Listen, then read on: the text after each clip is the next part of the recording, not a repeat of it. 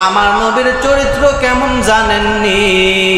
বলে কোন বেঈমান ইহুদি ওই তৎকালীন সময়ে নবীজির চরিত্র আর নবীজির আদর্শের দিকে বিদ্যাগুল উড়াইতে পারে নাই, এই কথা বলতে পারে নাই। রহমতের নবী রহমাতাল লিল আলামিনের চরিত্র খারাপ এমন কোন ইতিহাসে এমন কোন বেঈমান এমন কোন কথা উঠাইতে পারে নাই।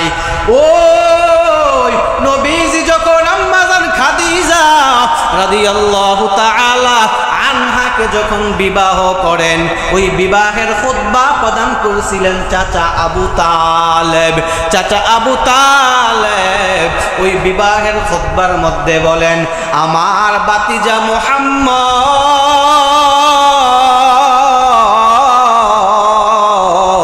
যদিও তার টাকা পয়সা নাই, যদিও তার ধন দৌলত নাই, যদিও তার বাবা নাই, তার মা নাই, তবে তার এমন একটা জিনিস আছে যেই চরিত্র, তার এমন এক চরিত্র রয়েছে যেই চরিত্রের মতো মক্কার কোনো অন্য কোনো মানুষের চরিত্র নাই, যেই চরিত্রের দ্বারে কাছে মক্কার কোনো মানুষের চরিত্র হতে পারে না। ওই চাচা আবু তালেব নবীকে নবুয়তের পূর্বে চাচা আবু তালেব ওই নবীজির চরিত্রের সার্টিফিকেট দিয়েছেন। ওই নবীজির চরিত্র আর আদর্শের সম্পর্কে কেউ কোনো কথা বলতে পারে নাই।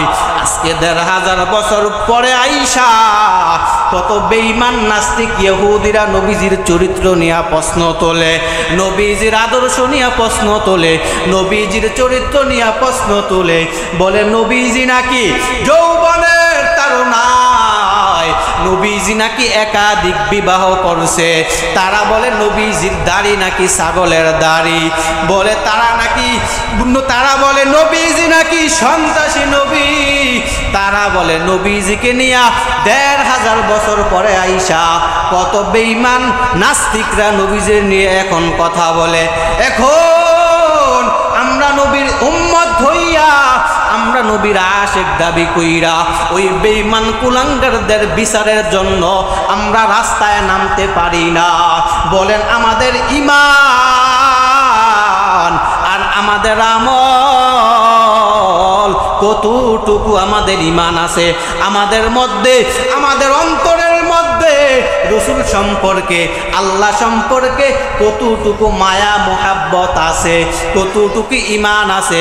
আমার সামনে দিয়া আমার নবীরে গালি দেয়, আমার জবান বন্ধ, অথচ আমার সামনে দিয়া আমার আব্বারে যদি কোনো বেঈমান গালি দেয়, আমার মারে যদি কোনো বেঈমান গালি দেয়, আমার পীরের যদি কেউ গালি দেয়, আমার নেতারা যদি কেউ গালি দেয়, আমার মাথা গরম হয়ে যায়, তারে জাগাতেই তারে দইরা ফেলি। অথচ আমি মুসলমান, আমার সামনে দিয়া আমার পয়গাম্বরকে গালি দেওয়া হয়, আমার পয়গাম্বরের কে চরিত্র নিয়া, পয়গাম্বরের চরিত্র নিয়া তারা প্রশ্ন তোলে, অথচ আমার অন্তরের মধ্যে কোনো ব্যথা নাই, আমার কোনো প্রতিবাদ করার মতো কোনো স্পৃহা নাই। বলেন তো আমি আর আপনি কেমন নবীর আশিক হইলাম? আমার মতো আপনার মতো নিকৃষ্ট বাতিল নবীর দুশমন জগতে আর কেউ হতে পারে না। ওই বেঈমানরা নবীরে গালি দেয়, আমি আর আপনি মুসলমান, আমার মধ্যে তাকায়া দেখেন রাসূলের আদর্শ আমার মধ্যে আছে না নাই? যেই নবীজি আমার জন্য আপনার জন্য তায়েফে মার খায়, উহুদের ময়দানে দান দান শহীদ করে, ওই নবীর আদর্শের মালা আমরা গলায় পড়তে পারলাম না। এখনো আমাদের গালে দাড়ি নাই, এখনো আমরা দাড়ি কেটে ফেলি, আমরা মাথার চুলগুলো কাদের মতো রাখি। ওই মদিনাওয়ালা নবীর আদর্শের উম্মত হইয়া আমরা ওই নবীর রঙে রঙিন হইতে পারলাম না। আমার চুলগুলো কাদের মতো ক্রিকেটারের মতো, আমার চুলগুলো ওই মেসি নেইমারের মতো বেঈমানদের মতো কেন আমি রাখি? আমার গালে কেন দাড়ি নাই? আমি মসজিদে নামাজ পড়তে আসি, আমার মাথায় কেন টুপি নাই? বলেন তো রাসূলের এই সুন্নতগুলো পালন করবে কারা? বেঈমানরা। বলেন ইহুদিরা, কাফেররা, নাস্তিকেরা। তাহলে পালন করবে কারা?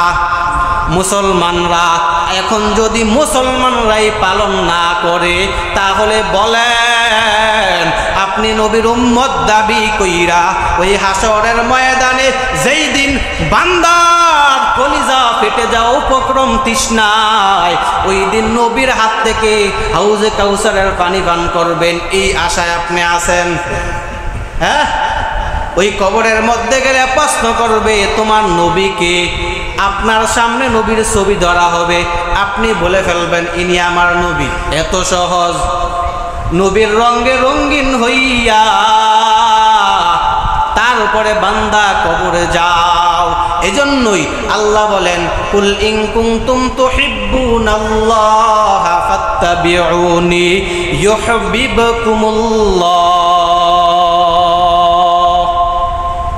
এজন্যই আল্লাহ বলেন আমি আল্লাহর ভালোবাসা যদি পেতে চাও, ভালোবাসা যদি অর্জন করতে চাও, তাহলে নবীর অনুসরণ অনুকরণ করো।